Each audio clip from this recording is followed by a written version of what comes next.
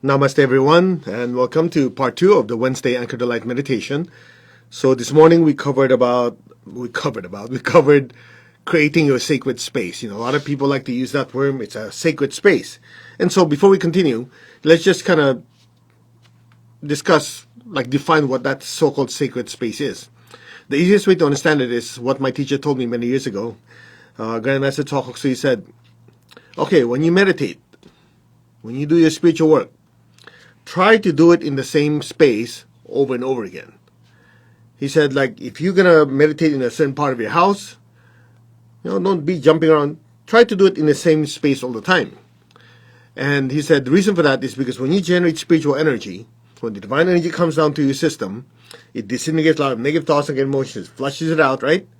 And then, assuming you have a very intense meditation, that spiritual energy gets anchored into that space. So every time you sit there, you're already brought into that frequency. Make sense? Now, the opposite is also true. You will notice that if you have a fight, an argument with someone, in an office, part of your home, for some strange reason, every time you go to that space, it kind of triggers stuff. Right? That's why they look at certain places. Whoa, that place is not a good luck place. Or even at the minimum, even if you don't know anything about energy, you go to a certain part of a building, a house, or work, subconsciously, part of you kind of remember, yeah, this is the place that my boyfriend, my girlfriend, I broke up. Get what I mean? It triggers you. So even if you don't know anything about energy, those thought forms are already there. So that works on the negative side as well as the positive side. So we covered that this morning of clearing your space first, because people keep saying, oh yeah, I want to put crystals in my place. I want to put this, put that. You want to put all this stuff with energy into your space. But if you don't first clear out the garbage, well, guess what you just did? You just adding more energy. If there's a lot of dirty energy there, you just fed it. That's what happens.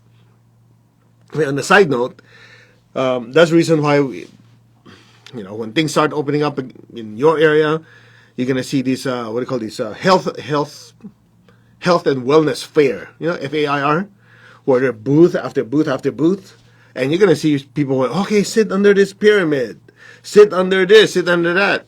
Ugh, I won't touch those. Not because I'm paranoid, it's because I look at them. Okay, one person sits in there, and they go through a purge, whatever. They sit inside this so-called pyramid, right? I look at them, they're doing a purging, and they come out, how do you feel? Oh, I feel so much better. And the next person goes, let me try it. They go in and go, and they start, crying, screaming, yelling, and going, oh. You just imagine somebody vomited in a place, and you go, ooh, let me try it. You sit there and vomit again on top of it, because a pyramid focuses and concentrates. And they go, oh, but they have crystals there. That's even worse. Because a crystal is an energy condenser. It absorbs, stores, and projects energy. And I know you guys say, but my crystal never gets dirty. I'm sure you don't want to hear what I have to say about that. It's just like saying, oh, I have this piece of cloth. It never gets wet. Anyway, it's in nature, it's intrinsic nature to absorb and store energy. That's why if you meditate with it, it generates a lot of spiritual energy. And that's also the same reason why it protects you from negative energy, is because if you're wearing it, somebody projects negative thoughts at you. That crystal you're wearing acts as a shock absorber and absorb all that negative energy being sent to you instead of going to your system. So if you say your crystal doesn't absorb negative energy, then it's useless. Oh, never thought of that. Exactly. Most people go on feeling and opinion, not science. They don't think. So that's why, sometimes when I tell people, okay, I would wash that crystal before you use it.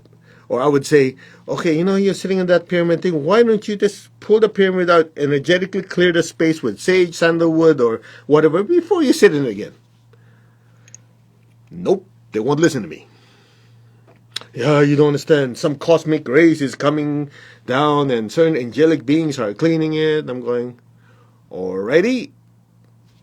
Sayonara.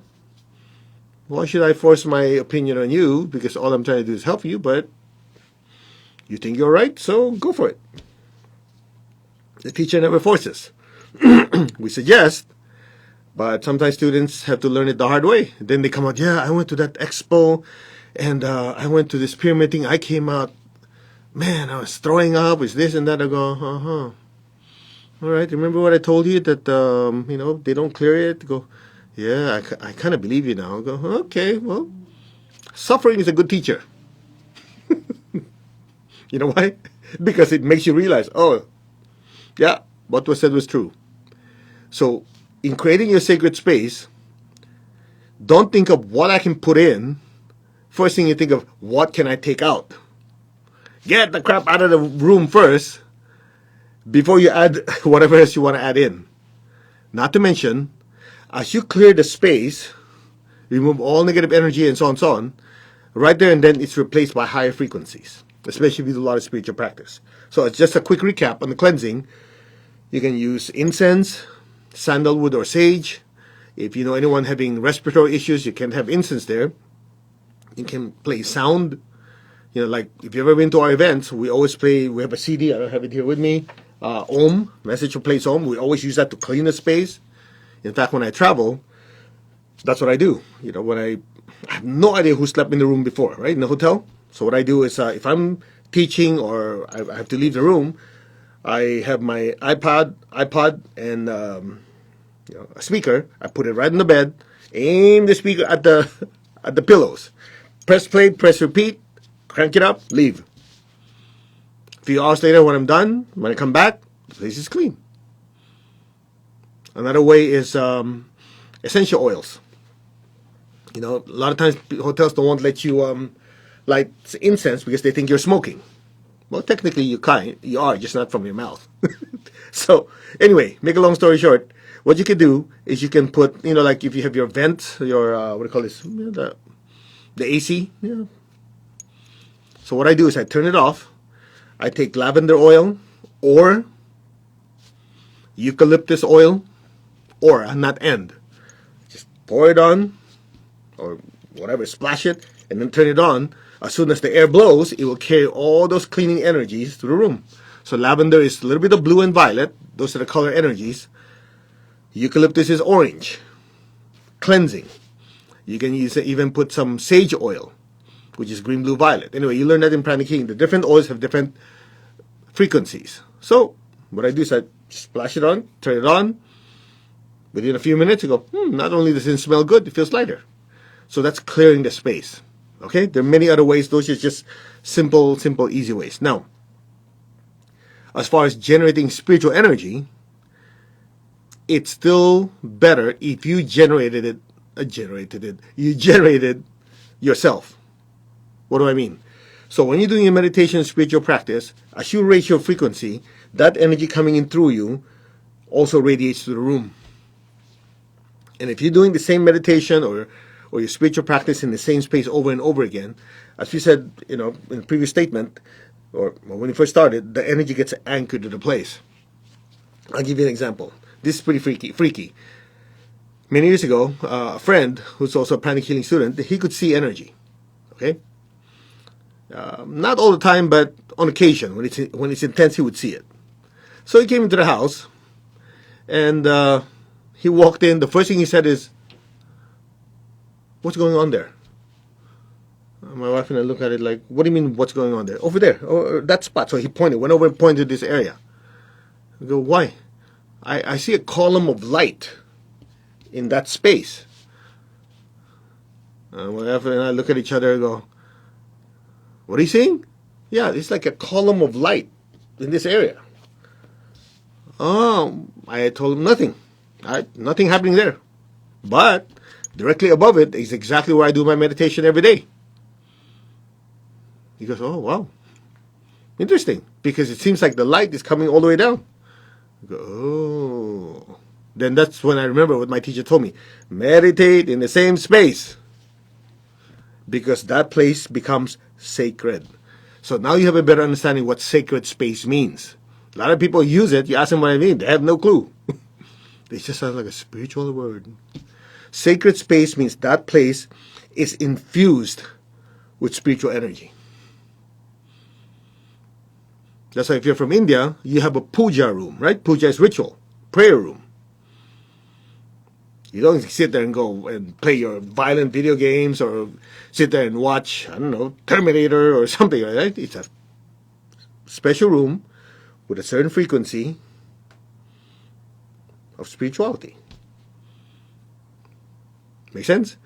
So that is actually where the premise comes from when it comes to feng shui. I know a lot of you say, oh yeah, how come you never talk about feng shui yet? The word feng and shui, feng in Chinese is wind or air, or fast-moving air, wind. Shui is water. So most people say, yeah, what does wind and water have to do with energy? It's simply describing the fluidic nature of life force, or prana, or chi. So feng shui is essentially a body of knowledge of managing the energy in your environment. Ooh, I sound intelligent, huh? Basically, it's regulating the energy around you. As we said earlier this morning, you and I are like the fish in an aquarium. Feng shui is nothing more than trying to increase the quality of the water in that aquarium.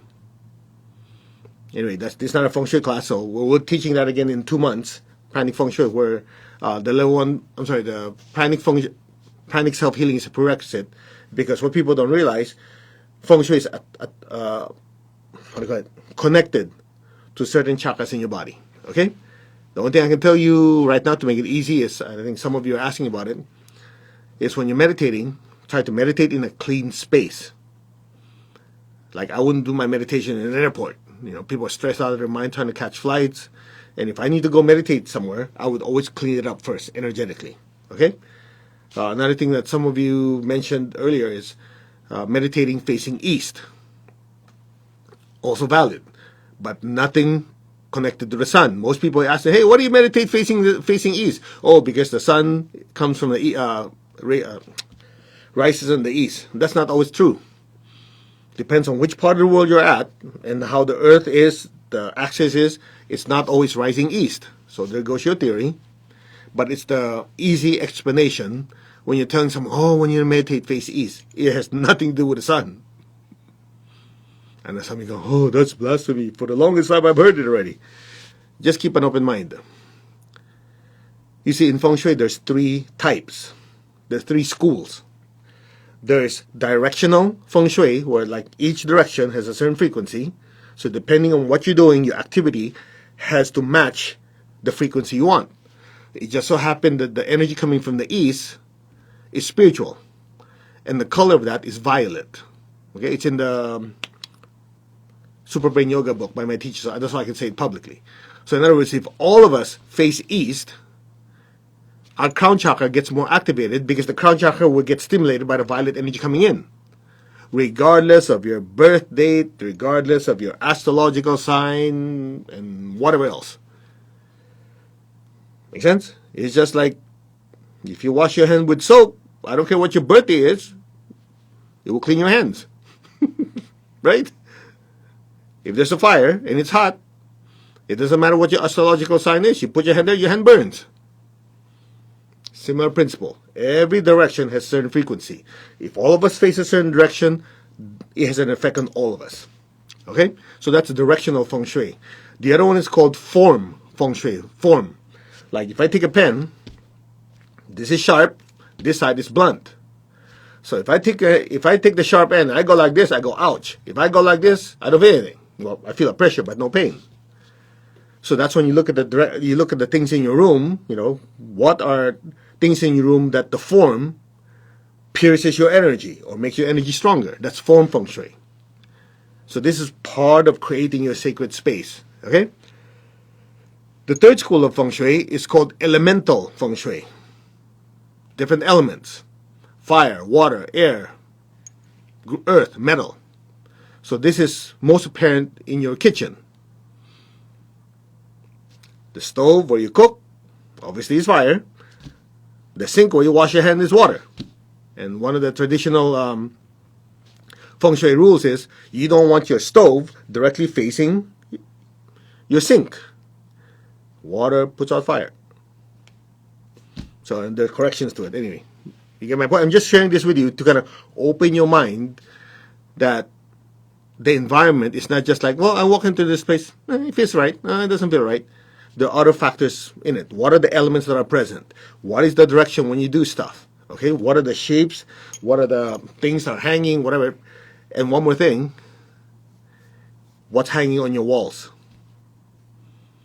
Here's the part that most people don't think of. And after this, we'll do our meditation. Okay, this is not a feng shui class. It's not to tell you what I know about it. It's just to kind of open your mind to realize that in creating your sacred space, you have to take all these things into account. Okay? The example I want to give you is something like this. And let me give you a disclaimer.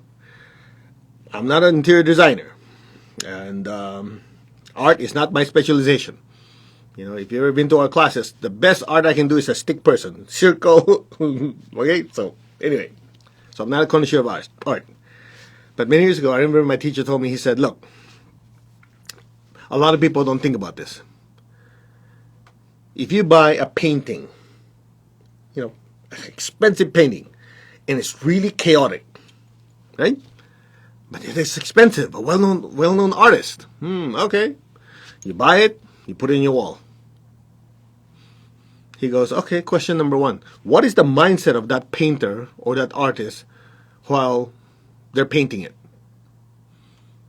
Well, what is coming out of their actions is a reflection of what's going on in their consciousness. To come out with beauty, there has to be beauty within. To come out with chaos, it must be chaos within. Doesn't take a rocket scientist to figure this out, right? Okay. So as that artist is painting it, the chaotic energy, the anger, the stress, whatever it is that's going through them, is what? Manifested on the canvas. So that means it's infused into canvas. You bought that canvas, you slap it on your wall. So, 24 hours a day, all that stress and that chaos is radiating to your house. And so every time you look at it, in addition to the energy radiating like this, you look at it, now there's a connection, you look at it, and before you know it, that energy is now messing with your chakras. Was it worth it? Did I hit you yet? Yeah, but I paid a lot of money to it. Yeah, no kidding. You're still paying for it. So that's why one of the things that we teach is not just, okay, it looks good, whatever you have to, is it appropriate? Is the frequency good? In fact, there's a scanning technique on your aura and your chakras to see if it's something good for you or not. I'll give you an inside tip. Some people say, oh, this picture is good for money. Good luck for money. All you have to do is get somebody who doesn't believe in any of this stuff, as in, think it's hocus pocus. That's the guy you want. You know, why? Why don't I get somebody like who's a non-believer? Because they will be honest with you. What you do is this. You said, Joe, whatever their name is. Okay, Joe, I want you to look at the blank wall. So you look at the blank wall. You scan the basic chakra. Okay, if you don't know what I'm talking about, take the pranic healing class in your area, the self-pranic healing that's coming up, whatever. Learn how to scan energy. The basic chakra is on your butt, basically facing backwards. People say, oh, it's in the front, the back. The front is sex chakra, the other one's basic chakra. Don't get too confused. All right, anyway, you have Joe face the wall. Just look at the wall. You scan the basic chakra. That's your baseline measurement. You have to have a baseline measurement. It shocks the heck out of me when I'm in class. People say, oh yeah, the chakra is bigger. What was it before? I don't know, but it's bigger. It's just like something's hot compared to what? Right? Even Einstein, that's where he came up with relativity. If you're 100 miles per hour, that's in relation to someone standing still. But that person is not 100 miles per hour if the person observing them is on a train going 50 miles per hour. Relative, okay? So you have to have a baseline. So the baseline is Joe looks at the wall, scan the basic, okay, it's a certain size, certain strength. You say, okay, Joe, look at this picture, painting, whatever it is. For them, doesn't matter. A wall is just as good as a painting. Because for them, they don't believe in anything. That's why they're perfect. Here's the key. If they look at your painting, your drawing, whatever it is that you claim to be very good for prosperity, if their basic chakra expands, then it's good. If it shrinks, better sell it. Or whatever heck you want to do with it.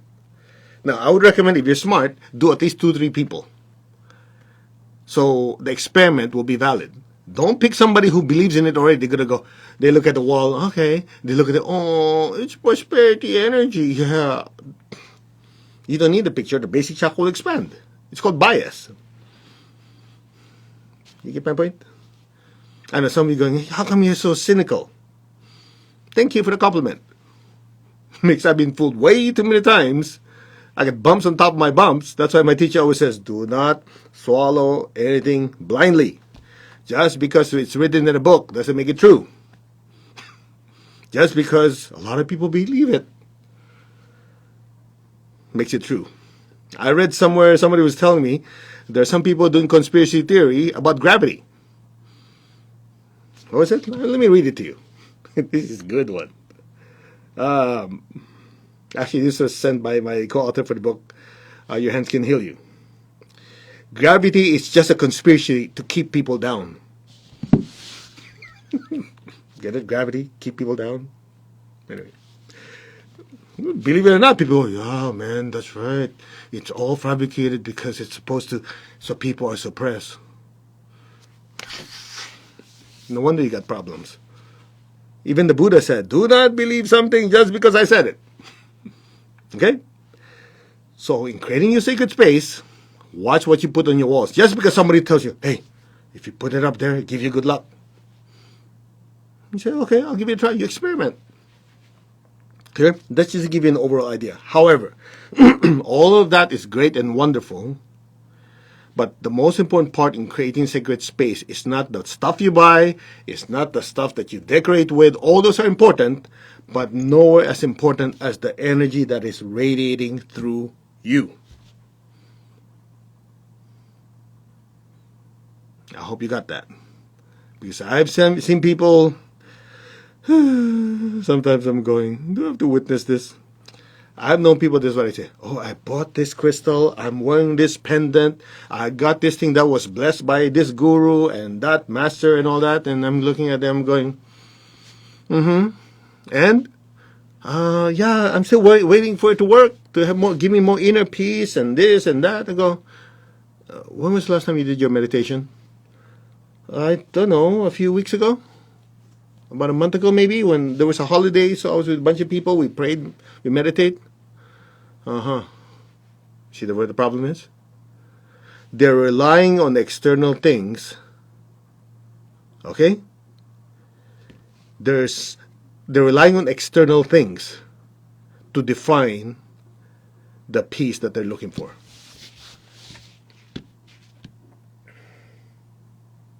Get the idea? So, it'll never be enough. There's always a better crystal. There's always a better CD. There's always a better pendant, a better this, a better that. If you strip away everything, there's nothing. They're not doing their meditation, their spiritual practice. They'll never achieve what they want. So in creating your sacred space is both internal and external. All the stuff you're doing with crystals, with incense, with all that is to create the proper external space, which is very important. But it's nowhere as important as keeping your internal space sacred. How's your level of inner peace? How's your emotional control? How is your control over your thoughts? That's your inner space. That's the one you want to keep sacred. That's it. Now you know why we keep doing our meditations. Not because, oh, well, we got to give you guys something to do. It's a means to an end. So when all is said and done, you're creating your inner sacred space, and the outer sacred space is to support it. Okay? Don't get trapped by doing everything external, hoping it will change you internally. doesn't work. I think some of you know exactly what I'm talking about. Like, I'll just share a story with you because this is hilarious. I have an aunt, you have to say it right, aunt. You know, my accent, sometimes people think aunt. You know those little crawly things? No, my mother's sister. Something like that. All right. I have an aunt that her house is in remodeling phase for over 10 years. I mean, it's not a huge house, but it's constantly in remodeling phase. You know why? See, I come from the Philippines. You know, it's the Chinese community in the Philippines. You know, they like to say, oh, you're in the Philippines, so you have access to China, Taiwan, and all the southeastern countries, right? And so in the Chinese community, they go, ooh, there's a feng shui master coming from China. So you pay a ton of money, have them come to your house, and, you know, to make sure that it's worth their time, so you believe it, they go, tear this wall down, put another wall here, move this bedroom here, whatever. So the more expensive the renovation is, and the more they say it, the more people believe them. Oh, yeah. So my aunt start, you know, she has money, so she start, you know, having, and when I talk about wall, it's not like here in the United States where most of it's particle board. Over there is concrete with bars in between, you know, rebar. So while that's being torn down, creating this new thing, ooh, in this Chinese community, there's a famous feng shui master who could see energy that comes from, I don't know, Timbuktu, whatever. So they pay more money. This guy, remember, the first guy who's gave the instruction, the stuff that was done is not yet done yet. The next guy comes along. Ah, master, what do you see? They go, oh, not very good. You know, make up some stuff. That is wrong. This is right. They go, I'm not even done with this stuff and it's already wrong. Okay, fix it. They pay more money. Now, this guy is more expensive than the first guy, so this guy must be right. I think I'm too direct for you guys. Huh? If you can't handle it, turn me off. But some of you know what I'm talking about. So, then my aunt's happy. You know the rest of the story.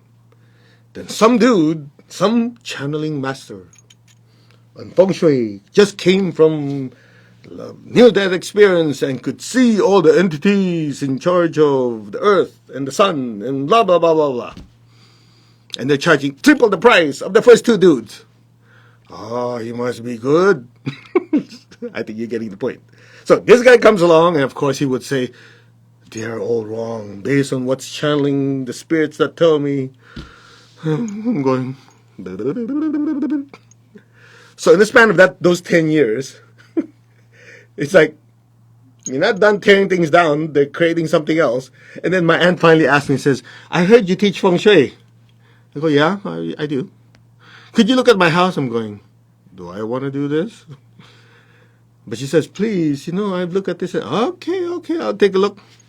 I look around and go, oh, very, very simple. Okay, you change this, you just move this around. I don't have to tear the wall. No, you don't need to tear the wall down. All you have to do is arrange the bed like this.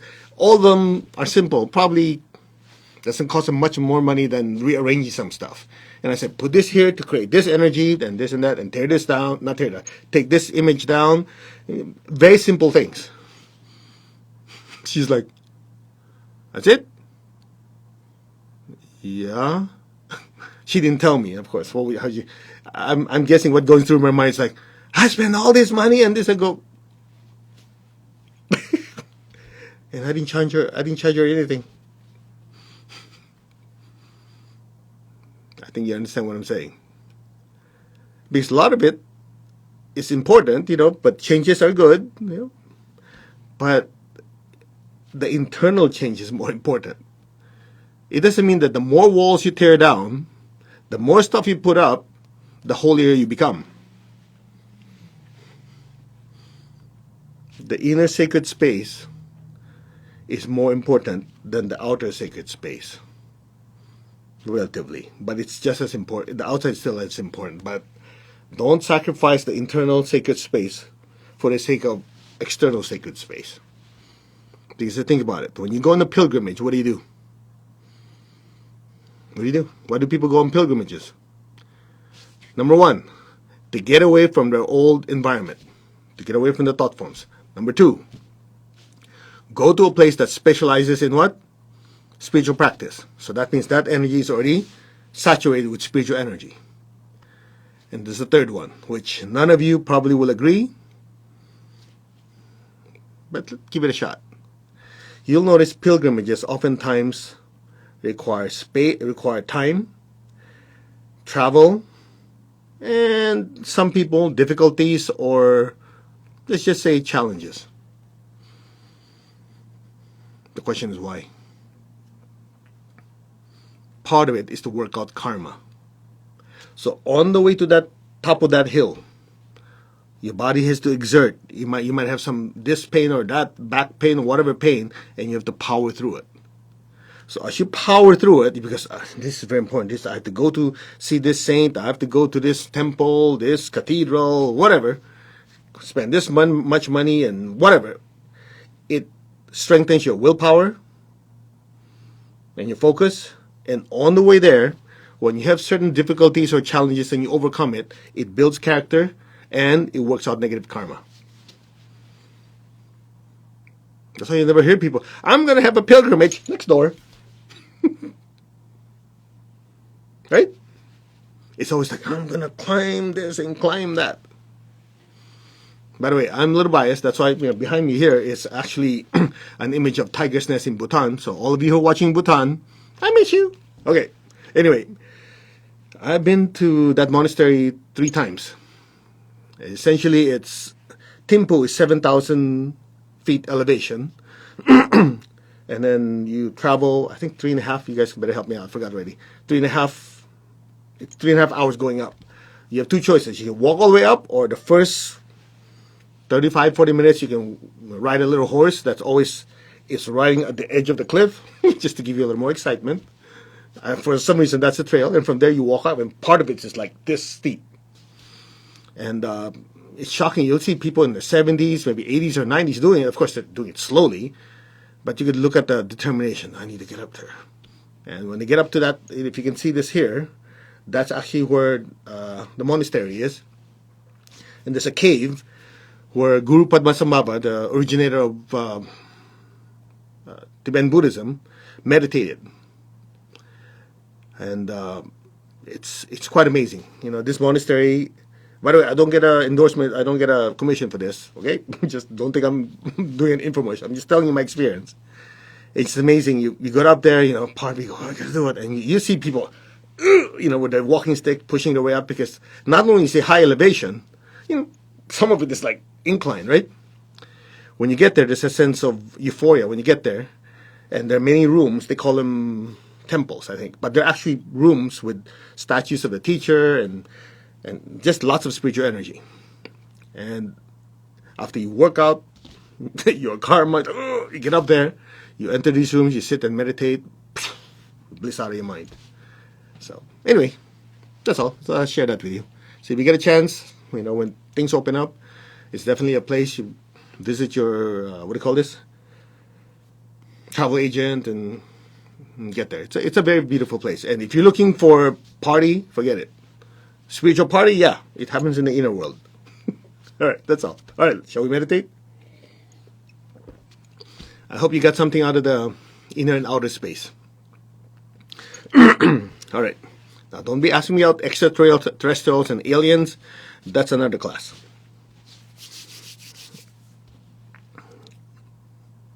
All right. To the Divine Supreme God, Divine Father, Mother, to all the spiritual elders, holy masters, saints, archangels, holy angels, and spiritual helpers, personally to my teacher, Master Chokhok Sui Mahagu Jamiling, we thank you for divine light, divine love, guidance, help, healing, and divine protection. We thank you in full faith, and so it is. All right. Shall we? Take your left hand, tap your heart center. Take your right hand, tap your crown. Put your hand like this. Repeat. I am that. I'm not the body, I'm not the emotion, not the thoughts, I am the soul. I am a spiritual being of divine intelligence, divine love, and divine power. I am that, the soul, the spiritual self. I am connected in one to my higher soul. I am connected in one to the divine spirit, the divine spark within me. I am a child of God, I am one with God, I am one with all. There is only oneness. So it is. Just be still. Just be aware of your crown, a few inches above your crown. I am that. I'm one with God, I'm one with all. There's only oneness.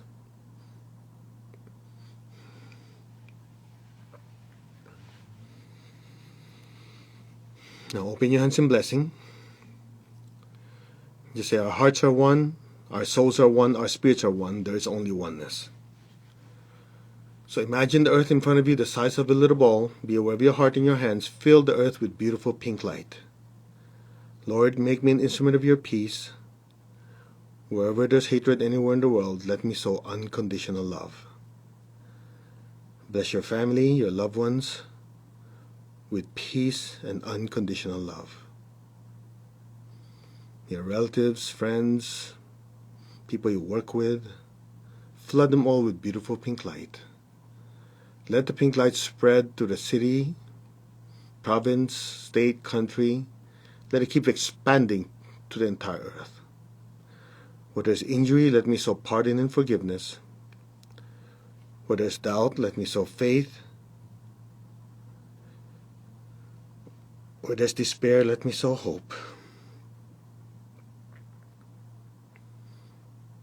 Think of all the people going through challenges in their life. Some could still be sick with COVID. Some could be affected by other ailments and diseases. Some could be having financial issues, relationship problems. There's so many people who are suffering, are having challenging times. Visualize their lives improving. Flood them with beautiful pink light. May all of them be blessed with hope and with faith and a better tomorrow. So be it. So be it.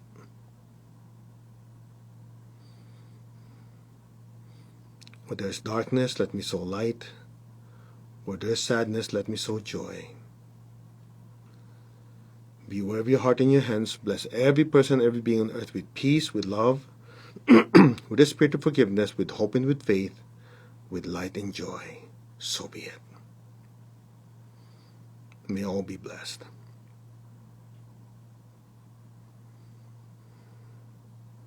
Now be aware of your heart. Take a deep breath. Be aware of your crown. Exhale. Just be still. Be aware of your crown in your hands. Fill the earth with beautiful golden light. Bless the people you love with golden light. And just see it expanding everywhere and filling the entire earth. From the heart of God, through my soul, through my entire being, may every person, every being on earth be blessed with love and kindness. Let all be blessed with great joy and happiness, with understanding, harmony, and divine peace. May all be blessed without exception. So be it. You and I are just the channels and the pipelines. May these blessings flow through us unimpeded, flooding every person, every being on earth with peace, with love, and with kindness. Just be still and let the blessings flow through us.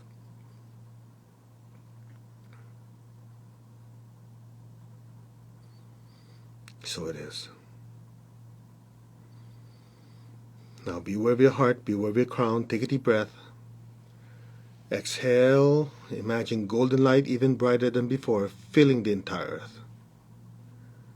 Think of all the people you know who could use a blessing. Fill them with this intense golden light. So much golden light. So much golden light. From the center of the heart of God, through my soul, through my entire being, may every person, every being on earth, in the higher dimensions, higher worlds, middle worlds, even the lower worlds, let all beings in every dimension and direction be blessed with God's unconditional love and kindness. Let all be blessed with inner peace and inner healing. Let all be blessed with understanding, with harmony, goodwill, and the willingness to do good. So be it. Blessings be to all. May all be blessed with peace, love, and kindness, with inner peace, inner healing. May all be blessed with the willingness, not just the intention, not just the thought or words, but actually the willingness to take action and serve others, the people, the animals, the planet. So be it. So be it, and so it is. Now just be still. To further raise our frequency of love, we will chant Om Mani Padme Hum, the universal mantra of mercy and compassion. Just be aware of your heart and your crown at the same time as we do it. Keep projecting golden light everywhere. Om Mani Padme Hum.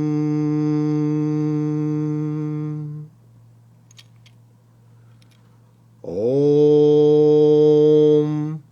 Mani Padme Hum.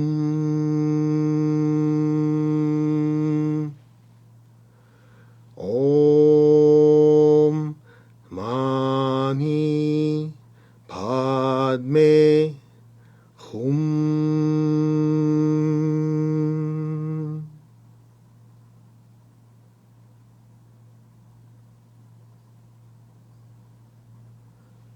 Om Mani Padme Hum.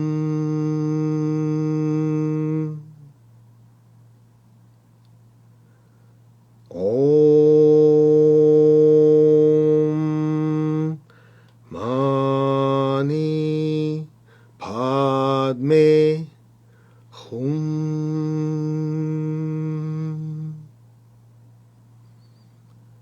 Om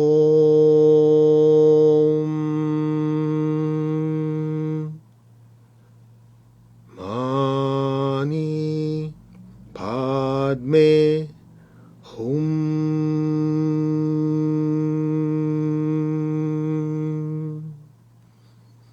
Blessings be to all. All means all, even the people who don't like us. May they all be blessed with peace, with love, and with kindness. So be it. So be it. So it is. Now just lower your hands on your lap, palms up, keep your eyes closed, keep your tongue on the roof of your mouth. Just be still. Imagine a beautiful golden star floating above your head. Be aware of the love within your heart. Send a stream of love from your heart up to the crown and into that beautiful golden light.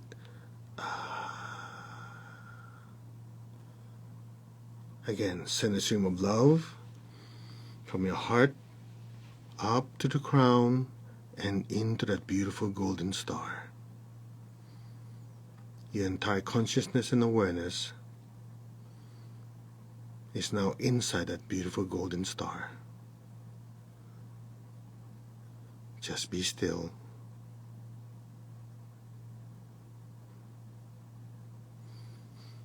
To further raise the frequency of your internal space, your inner space, your sacred internal space, just listen.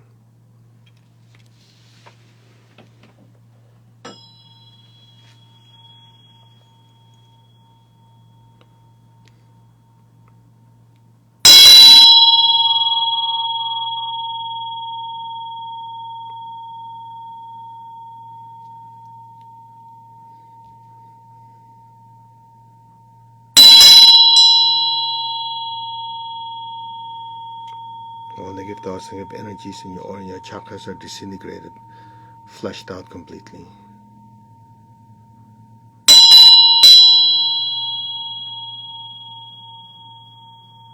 Just be still.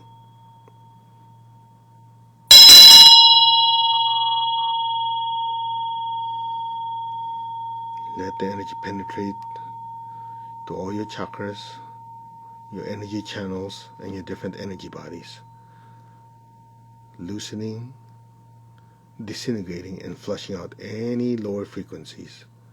any impurities. Just be still. Here we go.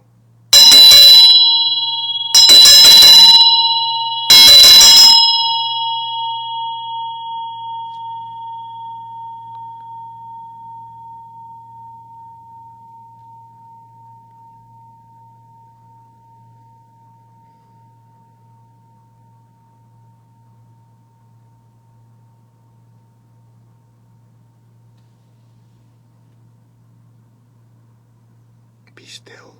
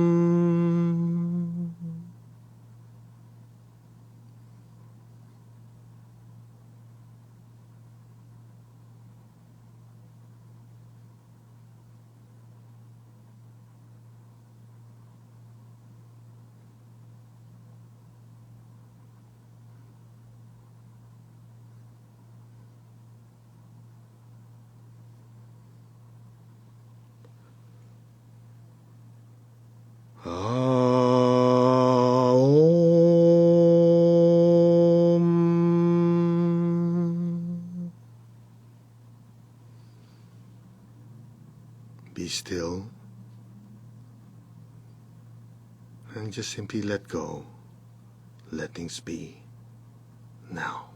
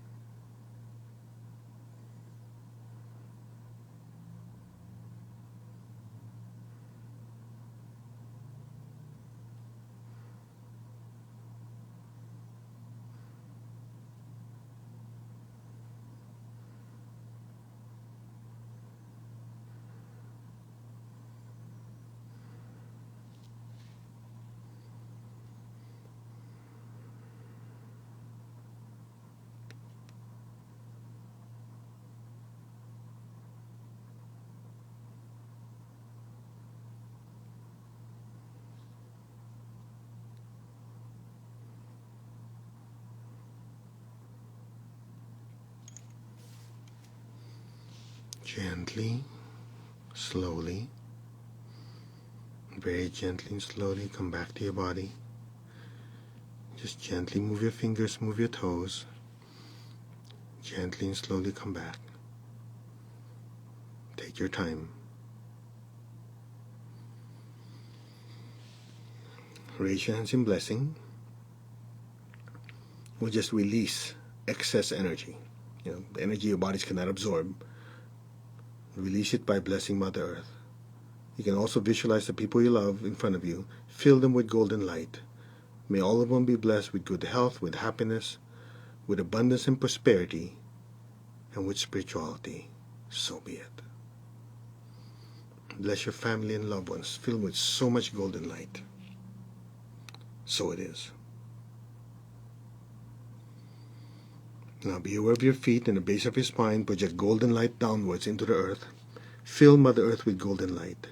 Let our beloved Mother Earth and all her children and all of creation be blessed with divine light, divine love, and divine power. Let our beloved Mother Earth be healed, regenerated, and revitalized. Blessings be to all. So be it, and so it is. Let's give thanks to the Divine Supreme God, Divine Father, Mother. Thank you to all the spiritual elders, holy masters, saints, archangels, holy angels, and spiritual helpers. Personally to my teacher, Master Chokoksui Mahagujumain, thank you in full faith, and so it is. All right, so, yeeks, longer than I expected again. So I hope that this session has been at least enlightening to most of you. Get a better awareness of your inner and outer space. Outer space. Okay, I'm talking about your living space or working space. All right, so if you want to know more about it, again, we're teaching the class in 2.5 weeks. Achieving Oneness with the Higher Soul. Between now and then, there's a workshop online that you can watch anytime. Just go to mastercode.org. It's called Heal and Reconnect with Spirit, where myself and Chandan Paramswara, I talk about the soul. He teaches you some self-healing techniques so you can better control your energy. And yeah, that's it. What else? And quick announcement, Prosperity Zen is closing next weekend. So the ones who still want to learn how to use energy to improve your finances, what is good energy, what is not good energy, there's a free workshop, 2 hours. Yeah, it's a long one. At least you have the tips and tools that you can use right away. And then from there, you decide if you want to do the entire program. Okay? Just go to mastercode.org. And Friday, as you know, Friday is coming up. Man, these things go fast, huh? Friday is Healing Day. So the morning session is going to be emotional healing. The evening session is going to be prosperity healing. Remember, we rotated. So last week was prosperity healing for the morning and emotional healing for the night. I think it was unworthiness is what we worked on last week. All right. So Friday morning is prosperity healing. The evening is emotional healing. No, wait. Emotional healing in the morning, prosperity healing at night. Make sure you have your saltwater bucket. I know some of you are new. You go, what the heck is he talking about? Get a bucket. Okay. Fill it with water, maybe 1/3 of your bucket, and a handful of salt, throw it in there. So you're going to have it next to you. When we do the meditation, as we do the self-cleansing, that's where you dump all the dirty energy. You don't want to just dissipate there. I've seen people do healing. They go, just like psychic pollution. Okay, salt and water. Water absorbs energy, salt disintegrates it. I know what some of you say, yeah, but in my technique, we don't need to clean. You don't want to hear my opinion on that because I've seen enough people say, oh, these things don't bother me. A few months later, they come up, they cannot move their arm, they have back pain, then this and that. Okay. Maybe pain is a good teacher, unfortunately. The key here is to prevent or minimize you from having to suffer. But some people, they know better, so you let them learn it the hard way. What you can do. But if you want to, just make sure you don't have crap flying all over the place. Have your saltwater bucket next to you. All right? So we will see you Friday morning for emotional healing. Again, the evening is prosperity healing. Namaste, everyone. Thank you very much for your comments. Thank you for letting us know how you like it or it stinks. I'm okay with it. Doesn't matter. It's your opinion. Right? But it helps us. If there are certain things that we need to improve, we definitely do our best. Namaste. God bless. And we will see you Friday morning. Take good care.